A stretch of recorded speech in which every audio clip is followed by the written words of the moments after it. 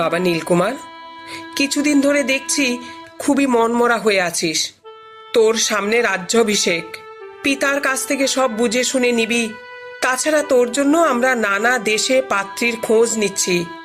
এই সময় কোথায় তুই হাসি খুশি থাকবি তা নয়। কি এত চিন্তা করিস? রাতে ভালো করে ঘুম হয়তো? হ্যাঁ, মানে ওই আর কি। কি হয়েছে তোর? মা, বাবাকে বলো আর কিছুদিন অনুষ্ঠান পিছিয়ে দিতে। আমার এখন এসব ভালো লাগছে না। আমি একটু নিজের মতো থাকতে চাই আরো কিছুদিন। কেন রে, তোর কি হয়েছে? তোর বাবার বয়স হয়েছে, এখন তোর হাতে ভার দিয়ে নিশ্চিন্ত হতে চান। আমার এই রাজকার্য